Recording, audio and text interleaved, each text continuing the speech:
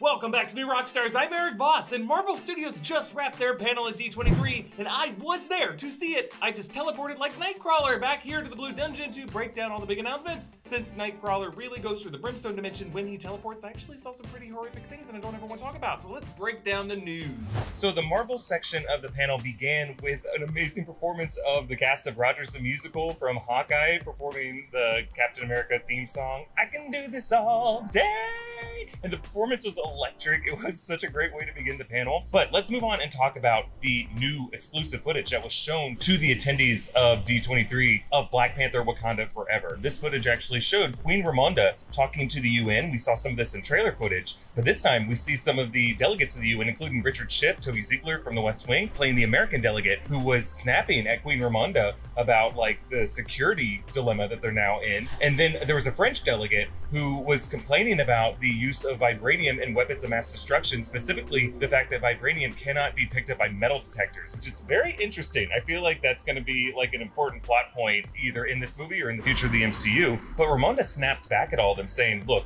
I understand where you're all coming from, that Wakanda was the thing you were always trying to get at. And she said, yes, my king is dead. And now you think, here's your chance to come at us. Now this cross-cuts with that footage from the raid scene that we saw in the trailer of those American, we think, soldiers that were raiding Wakandan Outreach Center. This is in Mali. And it seems like they're trying to steal their vibranium, but then we realize that some of those scientists in the Outreach Center are actually Dora Milaje in disguise, and then they just wreck these Americans. And it's awesome because this UN conference ends with Ramonda signaling Dora Milaje to bring in these soldiers. And basically she ends by saying to the whole world, anyone who wants to come at Wakanda, the best of luck. And then we also see a bunch of sizzle reel footage that is just a bunch of new shots, including there was definitely a new shot of Atuma rising up out of the water. There was footage of Namor swiping away some blasts. This movie just looks incredible, not just for the action and for the production design, but just the way Ryan Coogler is editing this film. Now, Ryan Coogler stayed on stage afterwards to introduce Ironheart, and we actually saw some exclusive footage of the Ironheart series on Disney+, which they are currently in the middle of production of. This includes Jim Rash returning as that MIT guy from Civil War who's trying to pitch his ideas to Tony Stark. He's basically yelling at Riri Williams for some of her MIT engineering projects, like going way over budget. He's like, you know, you're not the only student at MIT. And then something in her experiment just kind of blows up in the lab. We learned for sure that Anthony Ramos is definitely playing Parker Robbins, aka the Hood. And a big theme of this part of the panel is the fact that the Hood practices dark magic. And to Kevin Feige, that was an interesting theme, an interesting distinction, because it's going to be a conflict between magic and technology. And we see some shots of Riri Williams' new armored suits. Just the whole look of the show and the way the lighting works, it just looks distinctly different from so much of what we've seen on Disney+.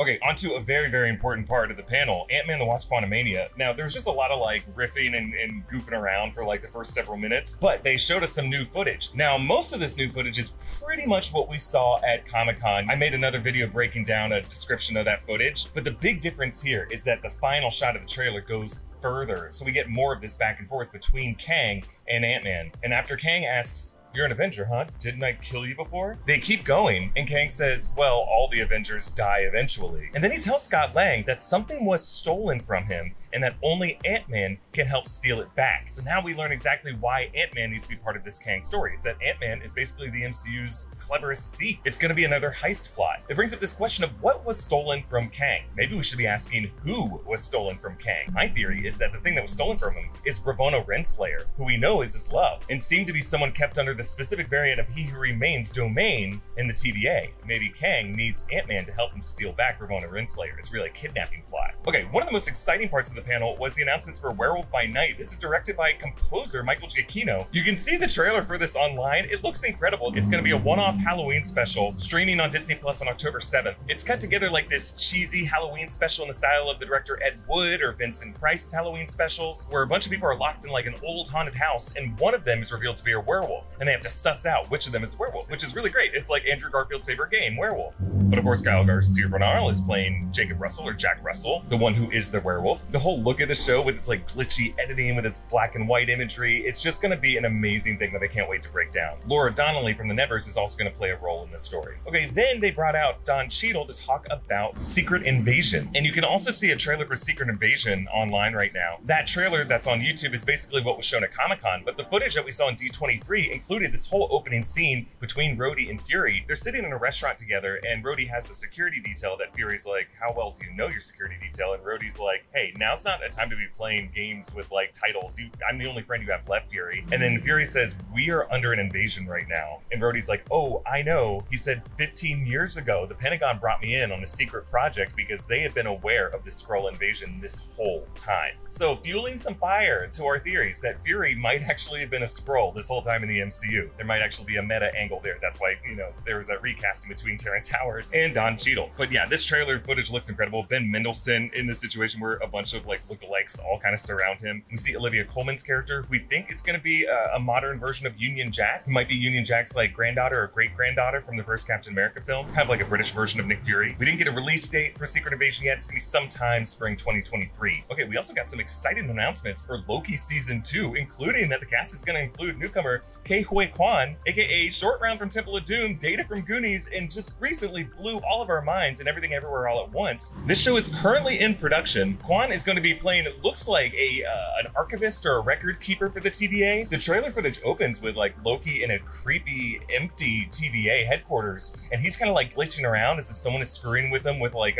one of those reset devices. At one point, he chisels away a wall mural of the timekeepers, and behind it are 3 giant gold faces with Jonathan Majors as either the variant He Who Remains or one of the Kang variants. I cannot wait for this second season. I think it's going to be so good, especially to see what versions of Jonathan Majors Kang we see in it. Thanks to HelloFresh for sponsoring this video. Fall has fallen into our laps, and that means one thing: it's time for fall food. And before you start shoveling spoonfuls of pumpkin spice mix into your mouth, let me remind you that there is a better way to enjoy all the tastes that fall has to offer, and HelloFresh is here to help. HelloFresh now has 30 dinner recipes to choose from every week. That's the most choices for any meal kit. And beyond that, every HelloFresh recipe includes ripe, just-picked produce that travels from the farm to your door in less than a week. It's a cornucopia of fall flavors just in time for cornucopia season, which for the record is fall. I love how easy it is to make these recipes. Foolproof step-by-step recipes make cooking simple, fun, and a great way to make your house smell like fall ought to smell, like nutmeg. Plus, HelloFresh cuts back on the time spent in the kitchen with meals ready in around 30 minutes or less. It's also a great value. Even at full price, its pre-proportioned ingredients mean you don't waste money on excess food. HelloFresh is up to 72% cheaper than dining at a restaurant or even grocery shopping. That way you can squirrel some money away for your life-size scale Captain America Statue of Liberty Halloween costume. I got to cook in a meal last night. It was so savory. I felt like a grown-up. I still taste the yummy savory garlic flavors on my tongue.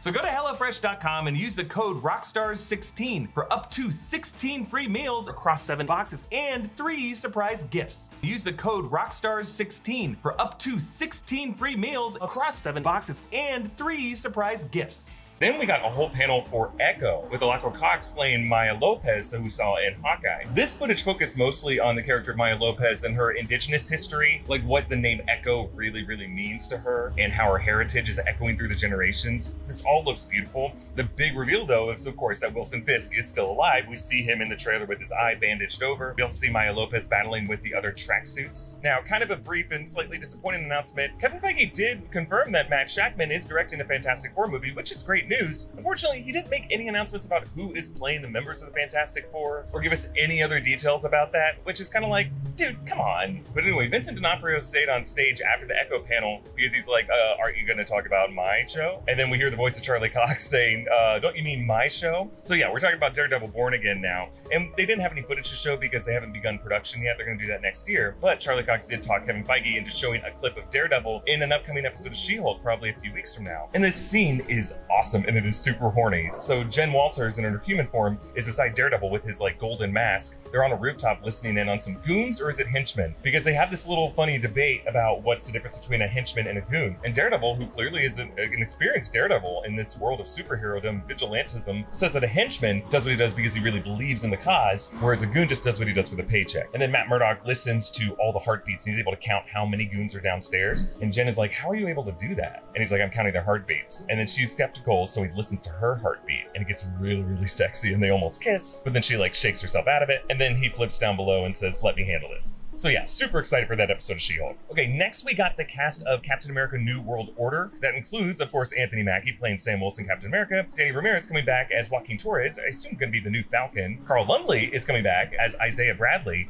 And though she wasn't on the panel, Shira Haas is going to be playing Israeli superheroine Sabra. But the big headline here is that Tim Blake Nelson is coming back as Samuel Stern's the leader. They're bringing back everyone from that 2008 Hulk film, apparently. We last saw him when that serum was dripping into the open wound in his forehead and his head started to grow. So yeah, it's looking more and more confirmed that the intelligentsia is going to play a very important role in Captain America New World Order, and that will probably be set up in She-Hulk by the end of it. I think they're the ones who are behind the Wrecking Crew. I don't know if Tim Blake Nelson himself will cameo in She-Hulk, but the fact that they announced him now seems like that was something that was done ahead of the finale of She-Hulk. Now, what will the plot be of New World Order? Well, New World Order, again, was the title of the first episode of The Falcon and the Winter Soldier, and that episode dealt with the whole idea of like conspiracy theories. Remember, Joaquin Torres thought that Cap was living on the moon. There's a lot of fake news out there, and that's going to be the new political fight that Captain America has to fight in the modern age, is a fight against misinformation. Okay, then we finally learn the lineup of the Thunderbolts. It's going to include Julia Louis-Dreyfus coming back as Val, David Harbour coming back as Red Guardian, Alexei Shostakov, Hannah John Kamen as Ghost from Ant-Man the Wasp, Wyatt Russell as John Walker from The Falcon and the Winter Soldier, Olga Shurienko is coming back as Taskmaster from Black Widow, Florence Pugh is playing Yelena Belova, and Sebastian Stan is leading the group as James Buchanan Barnes, Bucky. So basically, many of our theories have proven correct, minus Abomination. And the Marvel section of the D23 panel ends with the Marvels, the full cast of the Marvels out here, and I gotta say, this trailer for the Marvels, with Nia DaCosta's direction, was my favorite piece of Marvel footage that I saw all weekend. I was completely surprised and blown away, because I just didn't really know what to expect about this movie, and it just looks incredible. It's cut to the Beastie Boys' Intergalactic, perfect song choice.